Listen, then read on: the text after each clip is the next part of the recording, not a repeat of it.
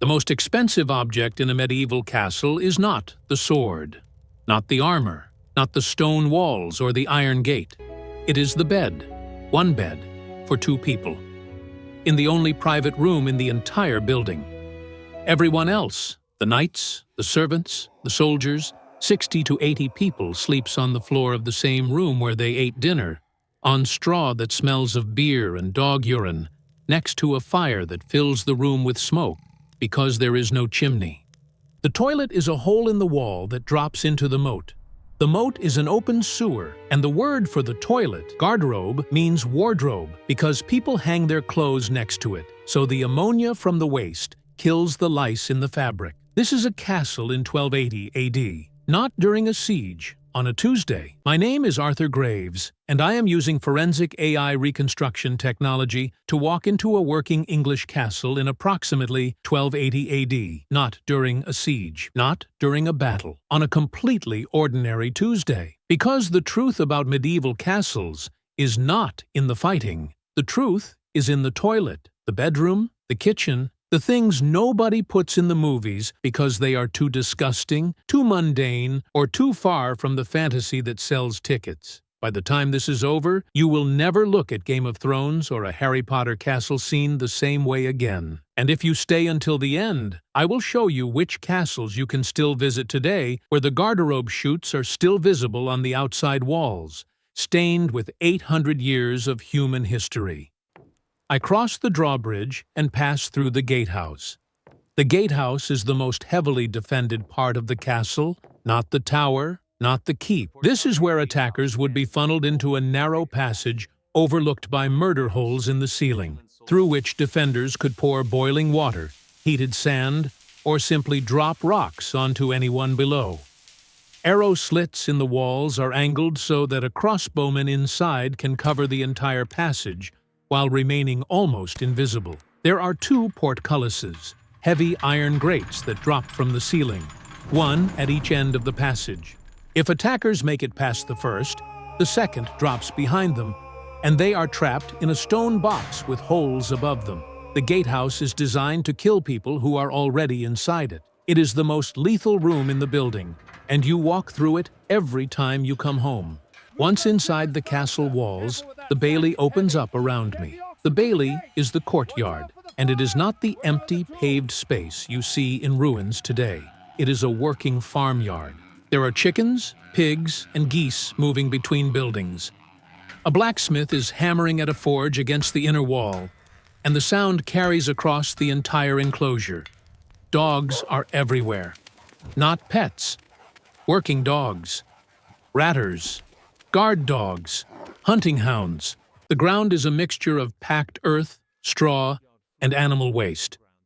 There is a well in the center, which is the castle's most critical feature. Without the well, a siege of any length is impossible to survive. The water is drawn by bucket and rope, carried by hand to the kitchen, the stables, and the few places where washing occurs. Running water does not exist here. Every drop that enters this castle is lifted by human arms. The Great Hall is the center of castle life, and it is nothing like you imagine. It is one large room, roughly 15 meters long and 8 meters wide, with a ceiling high enough that the smoke from the central hearth can rise and escape through a hole in the roof. There is no chimney. The fire burns in the middle of the room on a stone platform, and the smoke finds its own way out. Some of it does not find its way out. A permanent haze hangs in the upper half of the hall, staining the wooden beams black over the years. Your eyes sting. Your clothes absorb the smell within minutes. The floor is covered in rushes. Dried grasses spread across the stone to provide insulation and absorb the mess of daily life. When the rushes are fresh, they smell of cut grass, and sometimes of the herbs mixed in with them, lavender, mint, thyme.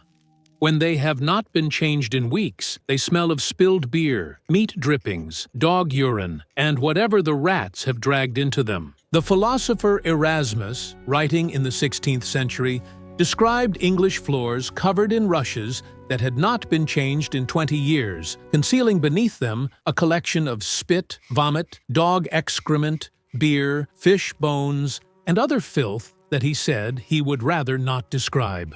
I want to be very clear about what the Great Hall is.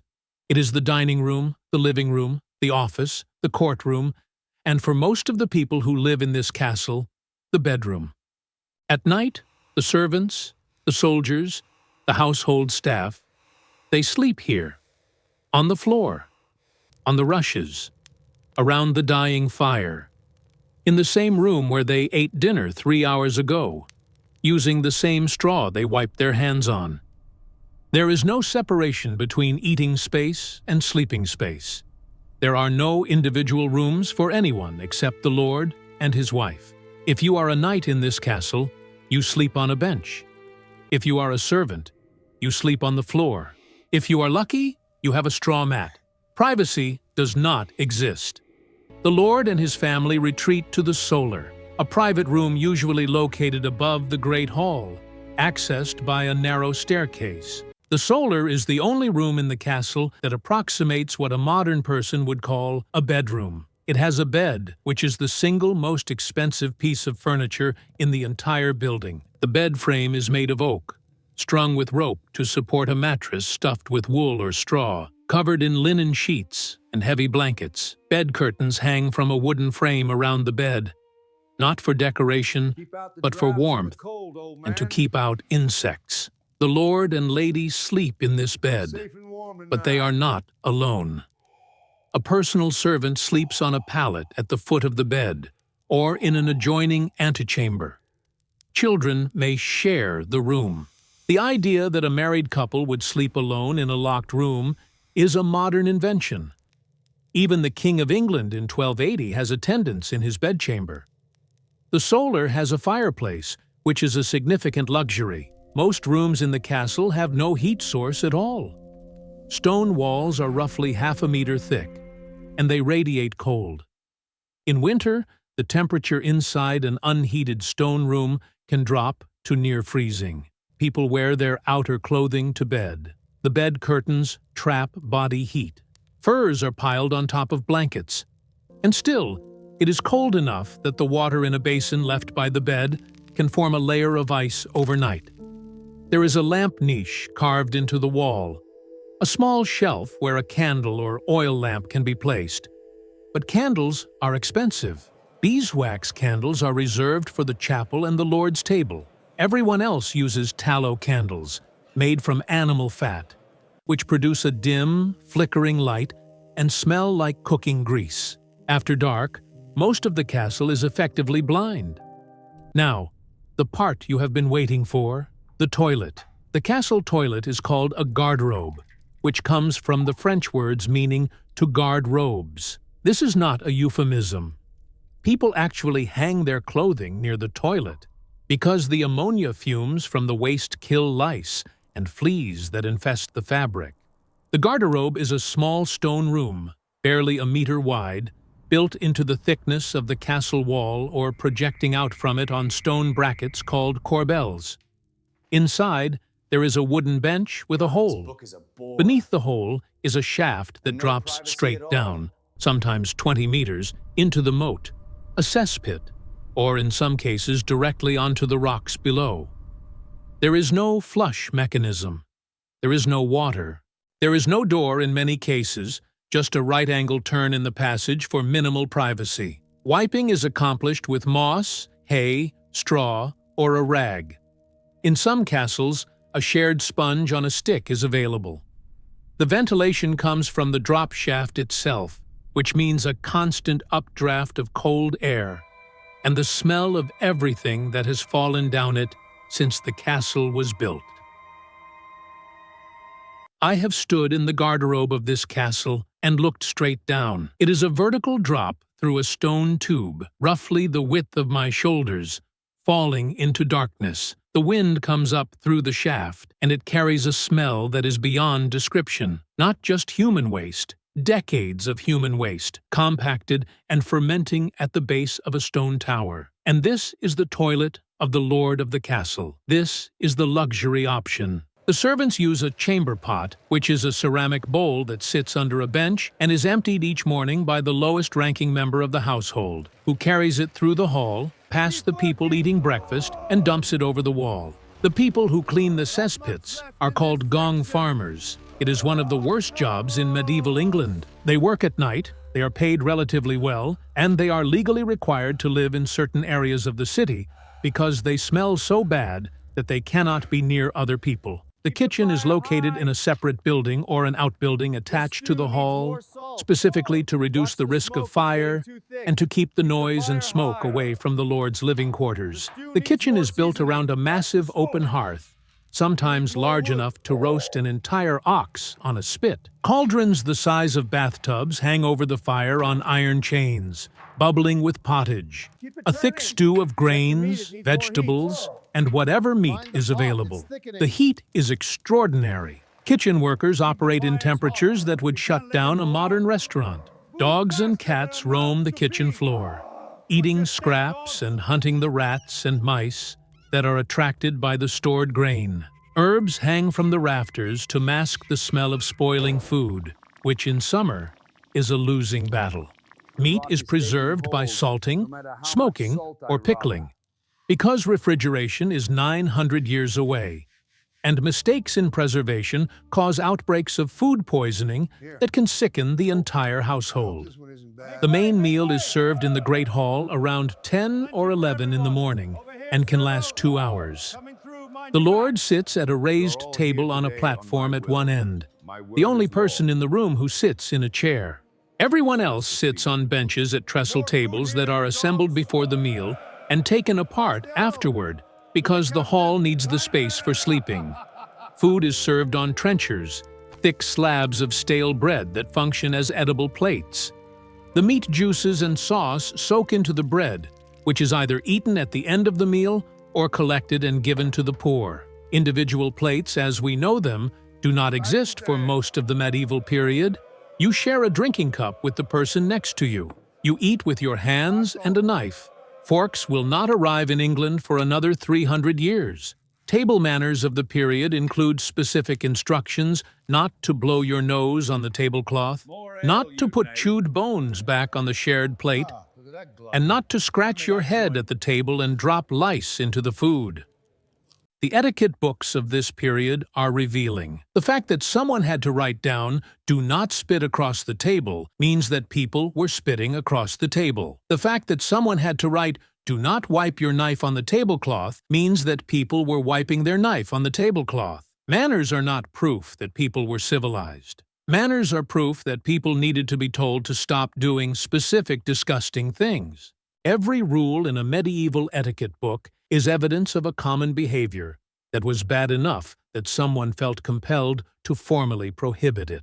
Let me take you through the rest of this castle. The chapel is small, cold, and the one room in the building that receives any real artistic attention. The walls may be painted with religious scenes. The window, if there is one, might contain colored glass. Mass is attended every morning, and attendance is not optional. The castle's priest is one of the few people who has his own room, usually near the chapel, and sometimes he has his own garderobe. The dungeon is not what you think. The word dungeon comes from donjon, the French term for the main tower or keep. Over time, it came to mean the underground chamber beneath the keep, where prisoners were held. In 1280, the dungeon is usually a storage room that occasionally holds prisoners. It is not a torture chamber with chains on the walls. That is a Victorian invention, designed to sell tickets to tourists. Now, here is something that will surprise you. The spiral staircases you find in castle towers are almost always cited as being built clockwise to give right-handed defenders an advantage over attackers. Tour guides have been telling this story for decades. It sounds brilliant, a clever piece of military engineering that turns architecture into a weapon. But there is no evidence for it. None. No medieval source mentions it. The theory was invented in 1903 by an art critic named Theodore Cook in a book about spirals. Archaeological surveys have found over 85 counterclockwise staircases in English and Welsh castles dating from the 11th to the 15th century. The Tower of London itself has both clockwise and counterclockwise staircases. The real reason most castle staircases spiral clockwise is probably that it is easier for a right-handed mason to build them that way, and they take up less space than a straight staircase. The romantic story is a myth. As a 19th-century French architect and military engineer named Viollet-le-Duc put it after studying castle staircases for 43 pages, spiral staircases were simply a means of reaching the upper floors of a dwelling. Water, or more precisely the lack of it, defines everything in this castle. There is no plumbing. There are no pipes. The well provides drinking water and cooking water, and it is the only reliable source. Bathing exists, but it is not daily. The Lord might bathe once a week in a wooden tub filled with water heated in the kitchen and carried up the stairs by servants. Herbs and rose petals are added to the water. Soap is made from animal fat mixed with ash and soda. It works, but it is not pleasant. The servants bathe less frequently, if at all. Washing hands before meals is considered essential, and there are basins and ewers at the entrance to the Great Hall for this purpose. But full-body bathing requires an enormous amount of effort, fuel to heat the water, servants to carry it, and time that most people in the castle cannot spare. The castle I am standing in houses approximately 60 to 80 people on a normal day. The Lord, his wife, their children, a chaplain, a steward, a marshal, knights, squires, men-at-arms, cooks, bakers, brewers, stable hands, laundresses, and a small army of servants who keep everything running. On feast days, or when guests arrive, the population can double. All of these people share one hall, one kitchen, a handful of garderobes, and a well. There is no heating except fire, no lighting except candles and torches, no ventilation except open windows that also let in rain and wind, and no privacy except for 2 people in the entire building. Every time I see a castle in a film, whether it is Hogwarts or Winterfell or whatever romantic fantasy someone has designed, I think about the garderobe. I think about the rushes on the floor that have not been changed in a month. I think about the 60 people sleeping in the same room, in the dark, in the cold, on straw that smells of beer and dog. I think about the gong farmer who works alone at midnight, knee-deep in the contents of the cesspit, knowing that this is his life. These castles were not fantasy, they were not romance. They were engineered buildings designed for defense and control, and the people who lived in them were tough, practical, and accustomed to conditions that would horrify anyone alive today. Today, over 1,500 medieval castles survive in some form across England and Wales alone. Some are ruins, reduced to a single wall and a foundation. Others, like Warwick Castle, the Tower of London, Conwy Castle, and Bodiam Castle, have been preserved or restored enough that you can walk through them and see the layout I have described. At Warwick, you can still see the garderobe chutes on the outside walls. At Conwy, you can stand in the Great Hall and look up at the blackened beams where 8 centuries of smoke have left their mark. At the Tower of London, you can walk both clockwise and counterclockwise staircases in the White Tower and judge for yourself whether anyone was thinking about sword fighting when they built them. At Bodiam, the moat still surrounds the castle, and if you look at the exterior walls, you can see exactly where the garderobe shafts emptied into it. 800 years ago, that water was green. It probably still wants to be. I am standing in the great hall of a castle that has not yet become a ruin. The fire is burning in the center of the room, and the smoke is drifting toward the hole in the roof. Somewhere behind me, a dog is fighting another dog for a bone under a bench. The rushes on the floor crunch under my boots and smell of thyme and something less pleasant underneath. Above me, in the solar, the Lord is sleeping in the most expensive piece of furniture he owns, surrounded by curtains designed to keep the fleas out, with a servant on the floor beside him and a chamber pot under the bed. Outside, the moat carries the waste of every person in this building past the walls and out toward the river, where someone downstream will drink it without knowing. This is not a fantasy. This is not a fairy tale. This is how people actually lived inside these buildings that we now pay £12 to walk through on a Sunday afternoon. If this changed what you thought you knew about castles, like this video and subscribe. I am Arthur Graves, and I will see you at the next investigation.